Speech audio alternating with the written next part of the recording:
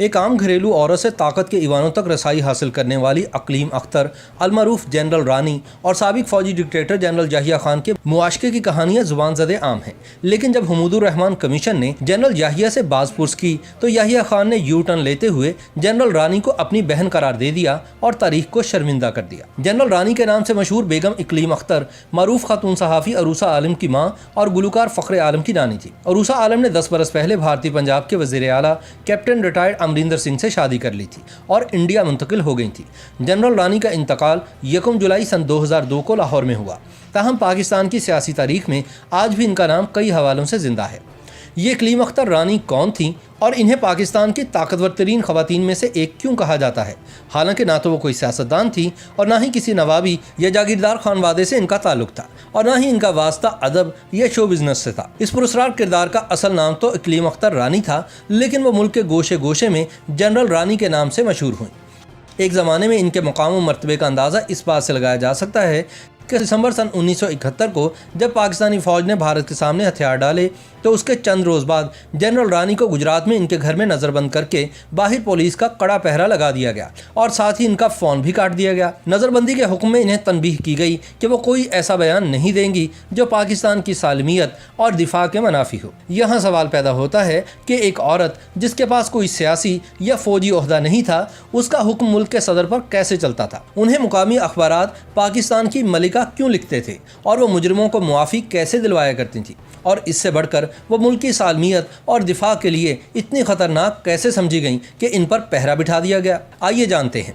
इकलीम अख्तर गुजरात के एक छोटे से ज़मींदार के घर में पैदा हुई। कुछ अर्सा तो वो स्कूल जाती रहीं मगर मैट्रिक पास ना कर सकीं। कम उम्र में ही इनकी शादी एक पुलिस अफसर से कर दी गई। ये शादी कई साल चली और इस दौरान ऊपर तले इनके 6 बच्चे पैदा हुए। यहाँ तक तो हालात बिल्कुल उस ज़माने के रवाज और मामूल के मुताबिक ही चलते रहे। इस कहानी में यकलख्त एक ऐसा मोड़ आया जिसने सारा प्लॉट तलपट कर दिया। 60 की दिहाई के अवाइल का जिक्र है कि इकलीम अख्तर अपने खावंद के साथ मरी की मशहूर माल रोड पर चहलकदमी के दौरान चेहरे से नकाब हटाने पर अपने खावंद के अताब का निशाना बन गई और उसने इकलीम पर हाथ उठा दिया। अपने एक इंटरव्यू में इकलीम अख्तर ने बताया था कि बस यही वो लम्हा था जिसने इनके अंदर बगावत का शोला भड़का दिया। अपने खावंद की हरकत से इन्हें इतनी जिल्लत महसूस हुई कि इन्होंने वहीं अपना बुरका नोच कर मरी की माल रोड पर फेंक दिया। इकलीम अख्तर रानी ने उसी वक्त तहैया कर लिया कि अब वो किसी की बीवी बनकर नहीं रहेंगी बल्कि अपनी मर्जी की ज़िंदगी गुजारेंगी। इसी इंटरव्यू में उन्होंने ये भी बताया था कि मैंने सोच लिया था कि मैं मर्दों को इन्हीं के खेल में शिकस्त दूंगी। मेरा खावंद पुलिस में था, इसलिए मैंने बहुत से ताकतवर मर्दों को देखा था। इस दौरान मुझे एहसास हो चुका था कि तमाम ताकतवर मर्दों को अपनी भड़ास निकालने की ज़रूरत महसूस होती है और ये भड़ास किसी बिस्तर के साथी की सूरत में भी निकल सकती है। मर्द का ओहदा जितना बड़ा होगा उसकी ये ज़रूरत भी उतनी ही शदीद होगी।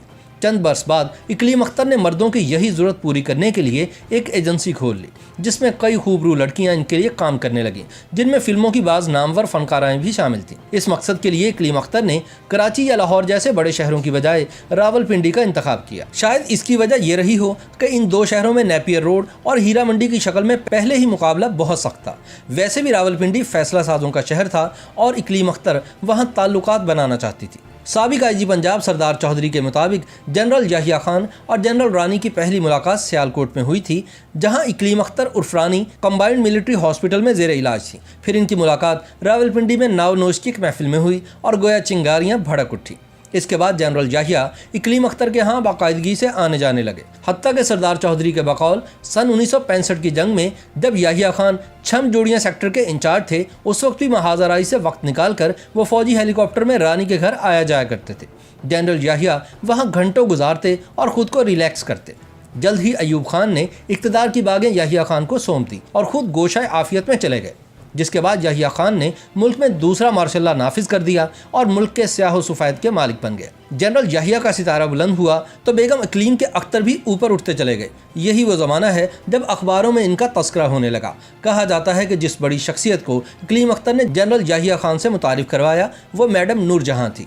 याहिया खान को मैडम नूरजहाँ की आवाज़ पसंद थी।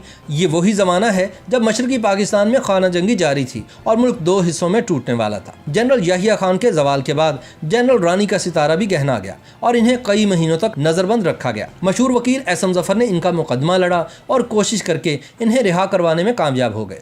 वो अपनी किताब मेरे मशहूर मुकदमे में लिखते हैं कि जनरल रानी को जुल्फ़िकार अली भुट्टो पर बड़ा गुस्सा था कि इनके दौरे हुकूमत में मेरे साथ ये सलूक क्यों हो रहा है। उन्होंने एसएम ज़फ़र को एक ख़त में लिखा कि मेरी दोस्ती याहिया खान से ज़्यादा तो जुल्फ़िकार अली भुट्टो साहब से थी। 1 साल से वो मेरे आगे पीछे रहे, मैं इनके लिए दावतों का एहतमाम करती रही। जब सकूत ढाका की तहकीकात शुरू हुई तो इस हवाले से बनने वाला हमीदुर रहमान कमीशन जनरल रानी के मामले तक भी पहुँचा। जब कमीशन ने याहिया खान से जनरल रानी के बारे में सवाल किया तो उन्होंने तारीखी यू टर्न लेते हुए कहा कि मैं रानी के ख़ानदान को उस वक्त से जानता हूं जब मेरे वालिद आगा सादत अली की बतौर एसपी गुजरात पोस्टिंग हुई थी। जहां तक इकलीम अख्तर उर्फ जनरल रानी की बात है तो वो मेरी बहन की तरह है। जनरल याहिया ने हमीदुर रहमान कमीशन के सामने जनरल इकलीम अख्तर उर्फ रानी को अपनी बहन तो करार दे दिया, लेकिन साबिक IG पुलिस सरदार मोहम्मद चौधरी ने अपनी आप बीती जहान हैरत में कुछ ऐसा लिखा है जो इनके इस दावे की मुकम्मल नफी करता है। सरदार चौधरी लिखते हैं, शाह ईरान सरकारी दौरे पर पाकिस्तान आए हुए थे। जब इनकी वतन वापसी का वक्त आया तो सदर याहिया खान अपने कमरे से बाहर आने का नाम नहीं ले रहे थे। सब लोग इंतजार में थे। प्रोटोकॉल का बहुत संगीन मसला पैदा हो गया क्योंकि जनरल याहिया खान के बेडरूम में दाखिल होने की कोई जुर्रत नहीं कर सकता था। आखिर इनके मिलिट्री सेक्रेटरी जनरल इसहाक ने इकलीम अख्तर उर्फ रानी से कहा कि वो अंदर जाएं और सदर को बाहर लाएं, क्योंकि सिर्फ जनरल रानी ही इनके कमरे में बिला रोक टोक आ जा सकती थी। मिलिट्री सेक्रेटरी के कहने पर जनरल रानी जनरल याहिया के बेडरूम में दाखिल हुई तो उन्होंने देखा कि मुल्क की मशहूर तरीन फनकारा सदर के साथ मसरूफ़ अमल है। कुछ लोग कहते हैं कि वो शख्सियत मलिका तरन्नुम नूरजहां थी। खुद जनरल रानी के बकौल इनको इस मंजर से बड़ी कराहत और रकाबत महसूस हुई। उन्होंने कपड़े पहनने में तब के नंगे सदर जनरल याहिया खान की मदद की और बमुश्किल तमाम इन्हें कमरे से बाहर लाईं ताकि वह शाह ईरान को अलविदा कह सकें। YouTube पर गूगली न्यूज देखने के लिए youtube.com की सर्च बार में गूगली न्यूज TV टाइप करें। गूगली न्यूज के पेज पर सुर्ख रंग के सब्सक्रिप्शन वाले बटन पर क्लिक करना ना भूलिए। YouTube पेज पर अपलोड होने वाली वीडियोस से बाखबर रहने के लिए बेल आइकन पर क्लिक कीजिए। आपको हर नई वीडियो के बारे में नोटिफिकेशन मौसूल हो जाएगा।